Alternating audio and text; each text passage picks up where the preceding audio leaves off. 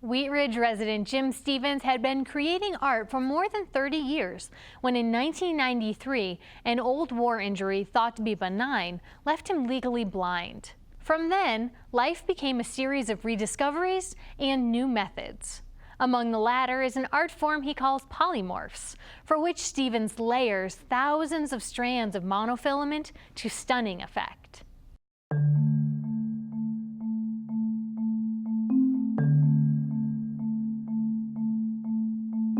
Art can be done quickly and look brilliant. My work can't be done that way. The work that I do does require patience because one wrong line, one wrong dot, one misplaced scratch, and it's ruined.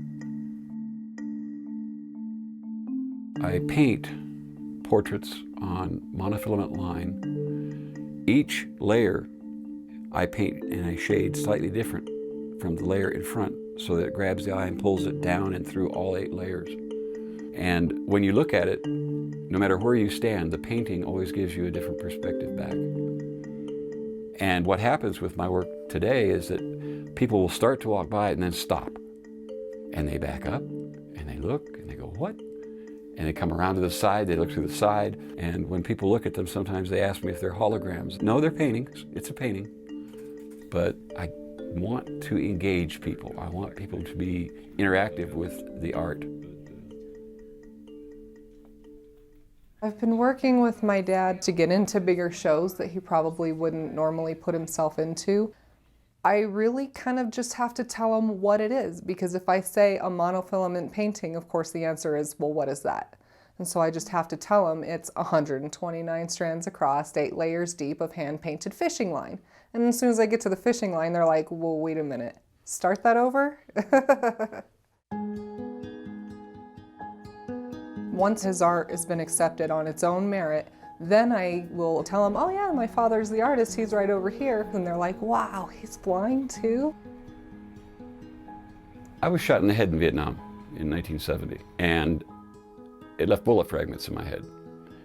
And in 1993, I was teaching, I was a professor at the University of Colorado, and the bullet fragment in my head moved and caused a stroke in my visual cortex.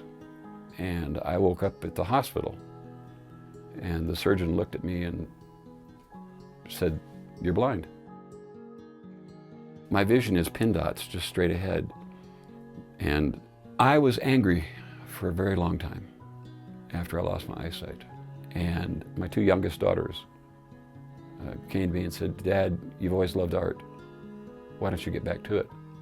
In the beginning, it was encouragement to say that, you know, your life isn't over. Obviously, you still have something to give back. You can relearn to see, relearn to pour your own coffee, relearn to do your art.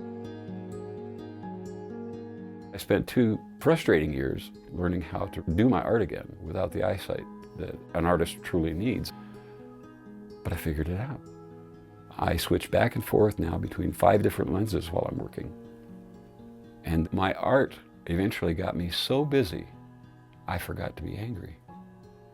And my problem is I enjoy too many types of art.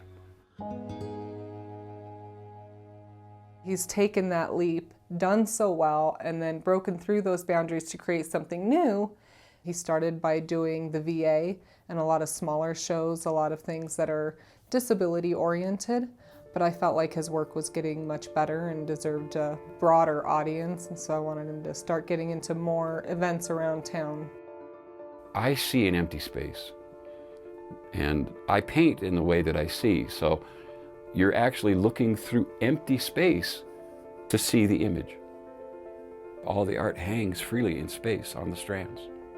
So that exploration of empty space is what led me from the monofilament to the abstract linears that I'm doing now, because it's a continuation of that exploration of empty space. They look at my abstracts and they realize there's the painting in front, but there's no shading. And then they realize that all the shading comes from the abstract design in the back. And it engages people. And to me, art should engage. I think art is something that speaks to everybody on such a different level. It gives everybody such a different perspective to themselves, to the world they personally live in. I think art can heal. It made me overcome my anger. It gave me purpose. When I get discouraged, I get frustrated, I look up and there's that sentence. And I wrote that for myself. A man with a vision is never truly blind.